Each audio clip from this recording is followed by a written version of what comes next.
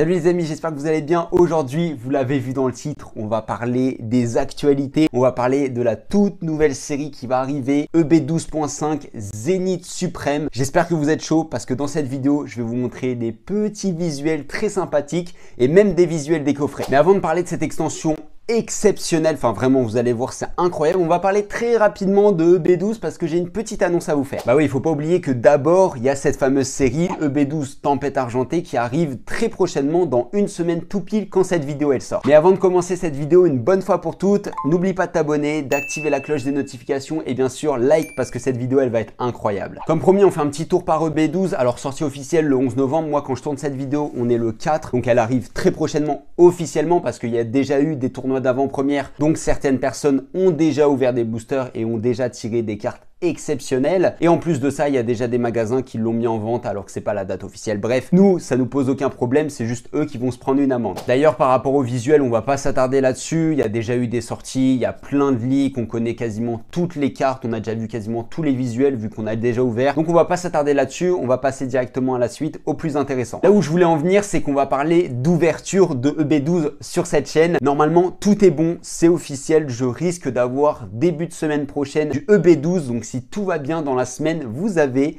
une ouverture en avant-première sur cette chaîne. Moi, si je serais toi, j'activerais directement la cloche des notifications, comme ça, je loupe pas cette vidéo. Et pour la quantité de boosters que je vais ouvrir, je vous dis pas trop, mais on va en ouvrir quelques-uns et ça va être plutôt sympa. Voilà, c'est bon, j'ai tout dit par rapport à EB12 Tempête Argentée, c'est bon, je vais pas en dire plus. Maintenant, on passe à EB12.5 et vous allez voir que c'est une masterclass. Zénith Suprême, elle s'appelle et franchement, vous êtes clairement pas prêts. Alors déjà, première chose à retenir, c'est la date prévue. Voilà, je dis bien prévue parce qu'on ne sait pas si ça sera décalé ou quoi. C'est le 20 janvier 2023. Et cette extension, de ce qu'on a vu, elle va être très chargée. Il y aurait apparemment 170 cartes et 70 TG. Et je dis bien apparemment parce que c'est pas vraiment officiel, c'est plutôt des suppositions. Et apparemment sur ces 170 cartes, on aurait 17 V, 5 V max et 8 V star, ce qui est vraiment pas mal, et 3 radieuses, mais ça comme d'habitude. Alors je vous mets pas tout de suite les visuels des cartes, on va garder un petit peu de suspense et tout ça, on va mettre ça à la fin de la vidéo, vous connaissez le watch time et tout, mais vous allez voir, c'est incroyable. Donc comme je l'ai dit, sortie officielle prévue le 20 janvier et on va commencer avec des petits coffrets très sympathique. D'abord le TB, donc coffret dresseur d'élite, je vais vous mettre des visuels et après on va détailler un petit peu parce que c'est juste incroyable. Et aussi deux coffrets, donc Regidrago et Regileki, donc ça sera des petits coffrets de 4 cartes. Déjà on a cette fameuse ETB qui est juste magnifique. Lucario en plus c'est un Pokémon qui est très apprécié, donc je pense qu'elle va être très recherchée cette ETB. Après comme d'habitude, voilà, dès qu'on a des nouveaux items, on est hype, on trouve ça joli, mais en vrai de vrai, elle est sympa parce qu'elle est un petit peu innovante. Avant, il n'y avait pas les fameux bords dorés pour dessiner le Pokémon, donc là, c'est plutôt stylé. Donc pour les coffrets qui vont sortir en même temps, Regidrago et Regileki, ça va être des coffrets très classiques, 4 boosters, 2 promotionnels, une carte géante. Ça, c'est du grand classique. En magasin, ça sera sûrement aux alentours des 24,99. On continue dans les coffrets prévus. Alors normalement, on est censé avoir un coffret Pikachu VMAX. Alors là, aucun visuel. On ne sait même pas s'il y a des cartes promo et tout ça, mais je pense que ça devrait être un petit peu du style, vous savez, du Deoxys et du Zeraora, VMAX et V-Star, je crois qu'il y a les deux dans ces coffrets, mais peut-être que ça sera des coffrets de ce style-là. Et en tout cas, la date prévue pour ce fameux coffret, qu'on ne sait pas à quoi il ressemble, ça sera le 17 février 2023. On va continuer avec des visuels qui sont très sympathiques, on va parler des mini-teens, et là franchement, ils ont innové et ça fait extrêmement plaisir. Là, ce qui est cool, c'est qu'on a eu les 5 visuels d'un coup et franchement, il y en a une qui est très belle. Première illustration, comme vous l'avez vu, c'est un peu du style des traîneurs galeries. Donc, on a le dresseur et son Pokémon. Je vais pas vous mentir, je connais pas son nom au gars, mais franchement, assis, posé comme ça avec le bibichu,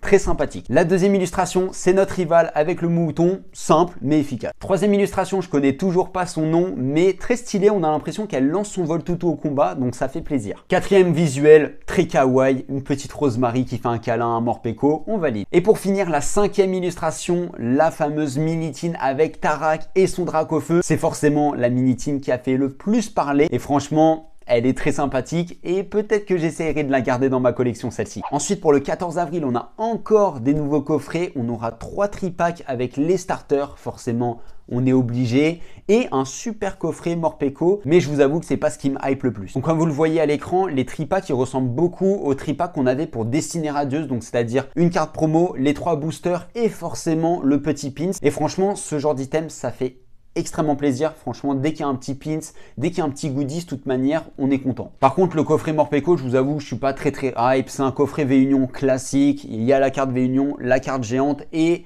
6 ou 8 boosters, je sais pas encore, mais je pense plus qu'il y en aura 6. On continue dans les dates avec le 5 mai et là, vous allez noter dans votre agenda la date, c'est obligé. Là, on va sortir des coffrets premium du feu de Dieu. Je vais vous mettre des petits visuels de toute manière, mais eux là, tout le monde va les vouloir, c'est sûr à 1000%. Dans ces coffrets, on aura une carte promotionnelle en shiny et je vous avoue que ça m'a beaucoup surpris. Je me suis dit, mais pourquoi en shiny? Ils auraient pu faire une carte classique. Mais bon, on prend une petite shiny en V, soit Zacian, soit Zamazenta en fonction du coffret. En plus de ça, vu que c'est un premium, forcément, on a un pins et une figurine. Et ça, la figurine, ça fait plaisir. C'est un peu comme le coffret Arceus où on avait une petite figurine. Elle n'est pas incroyable la figurine, mais ça fait toujours plaisir. Par contre, là où il y a un petit peu d'incertitude, c'est la photo. On ne sait pas pourquoi, mais sur le coffret, il n'y a que 11 boosters. Ça me paraît un petit peu bizarre, 11 boosters quand même. Ils auraient pu faire 6 de chaque. Alors, est-ce que c'est une erreur dans la photo ou c'est vraiment 11 boosters qu'il y aura dedans? On ne sait pas. En tout cas, en ce qui concerne la date, je la répète, mais ça va être le 5 mai. Moi, je ne vais pas vous mentir, j'ai noté ça dans mon agenda. Et en termes de prix, on ne sait pas, peut-être que ça sera 60-70 €,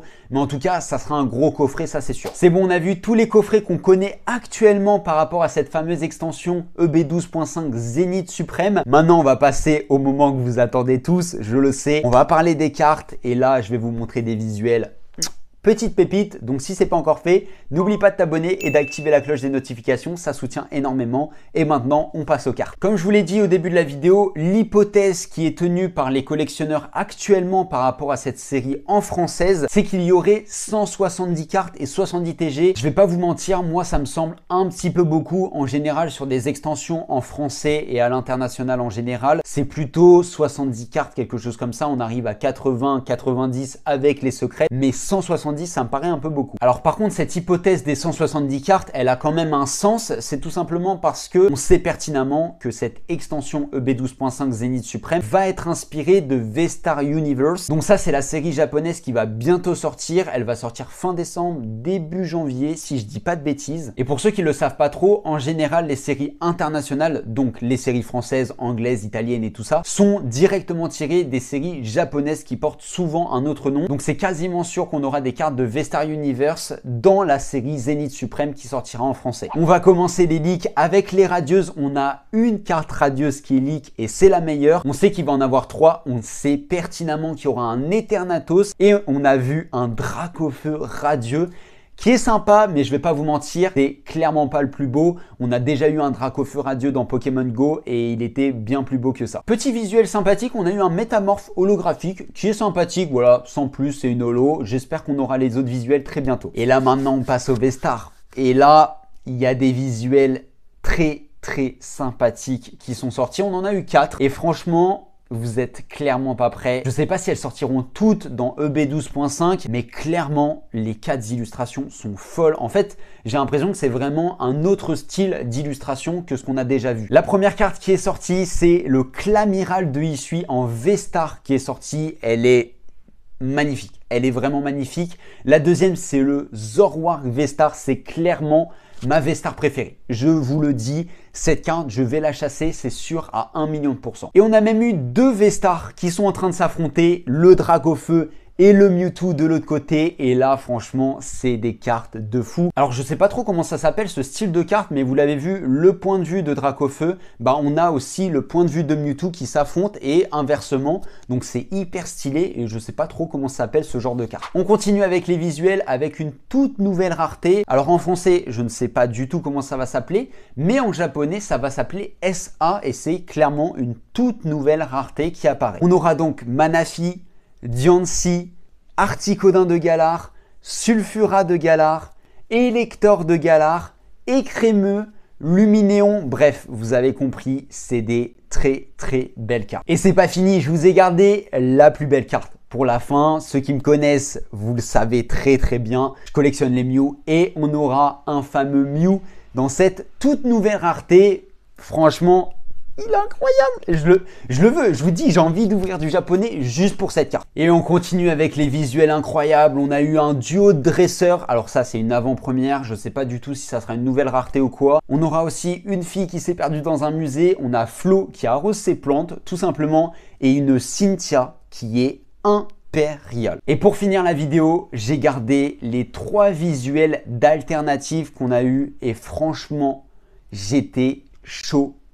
Vraiment choqué de la beauté de ces cartes. Les 3 alternatives qu'on a eues, c'est les 3 chiens légendaires. Donc on a Entei, Raikou et Suicune. Et franchement, dites-moi lequel vous préférez en commentaire. Mais moi, c'est clairement Raikou. C'est clairement Raikou que je veux. C'est la fin de la vidéo. Merci à tous ceux qui sont restés jusqu'à la fin. Bien sûr, n'oubliez pas de vous abonner et d'activer la cloche des notifications pour pas louper l'ouverture de EB12 en avant-première. Comme d'habitude, continuez de collectionner et nous on se retrouve très bientôt pour une prochaine vidéo. Ciao, ciao l'équipe.